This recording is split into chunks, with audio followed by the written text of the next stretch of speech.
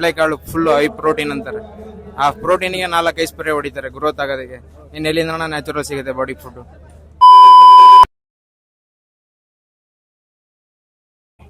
Age ಎಷ್ಟು 25.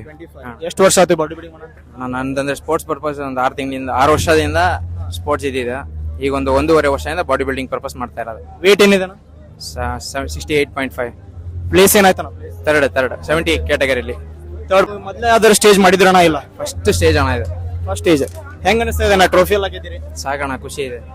ಖುಷಿ ಇದಲ್ಲ ಅಂದ್ರೆ ಈಗ ಯೂತ್ಸ್ ಎಲ್ಲರಿಗೆ ಕನ್ಫ್ಯೂಷನ್ ಐತೆ. ಒಂದು ಎನ್ಹಾನ್ಸ್ಡ್ ಇದೆ, ನ್ಯಾಚುರಲ್ ಇದೆ ಅಂತ. ನ್ಯಾಚುರಲ್ ಅಂತೇಳಿ ಇವಾಗ ನಾನು ಹೇಳ್ಬೋದಣ್ಣ, ನೋಡೋರು ವ್ಯೂಸ್ ಇರ್ತಾರಲ್ಲ, ನಾನು ಹೇಳಿದ್ರೆ ಯಾರು ನಂಬಲ್ಲ. ನ್ಯಾಚುರಲ್ ಎನ್ಹಾನ್ಸ್ಡ್ ಈ ಫೀಲ್ಡ್ ಅಲ್ಲಿ ಇದ್ರೆ ನ್ಯಾಚುರಲ್ ಮಾಡ್ತೀನಿ ಅದು ಸುಳ್ಳು. ಮಾಡ್ಬೋದು, ಬಟ್ ವರ್ಷಾನ್ಗಟ್ಲೆ ಕಷ್ಟ ಬೀಳ್ಬೇಕು. ಅದನ್ನ ಎನ್ಹಾನ್ಸ್ಡ್ ಮಾಡೋದು ಒಳ್ಳೆ ಗೈಡೆನ್ಸ್ ಇಟ್ಕೊಂಡು, ಪ್ರಾಪರ್ ಗೈಡೆನ್ಸ್ ಕೋಚ್ಗಳನ್ನ ಇಟ್ಕೊಂಡು ಮಾಡಿದ್ರೆ ಯಾವ ತೊಂದರೆನೂ ಇರಲ್ಲಣ್ಣ. ಇನ್ಹಾನ್ಸ್ ಮಾಡ್ಬೋದು, ಅದ್ರ ದೊಡ್ಡ ಸ್ಟೇಜ್ ಏನು ದೊಡ್ಡ ಮಟ್ಟದ ಮಾಡೋದು ಇನ್ಹಾನ್ಸ್ ಆದ್ರೆ ಬೆಸ್ಟ್ ಅಂತ. ಬೆಸ್ಟ್ ಅಣ್ಣ. ನ್ಯಾಚುರಲ್ ಫಿಟ್ನೆಸ್ ಪರ್ಪಸ್ ನ್ಯಾಚುರಲ್ ಮಾಡ್ತೀನಿ ಅಂದ್ರಣ ಈಗಿನ ಜೆನೆಟಿಕ್ಸ್ ಅಲ್ಲಿ ನ್ಯಾಚುರಲ್ ಫುಡ್ಡೇ ಸಿಗಲ್ಲ. ನನ್ನ ಲೆಕ್ಕದಲ್ಲಿ ಹೇಳ್ಬೇಕು ಅಂದ್ರೆ.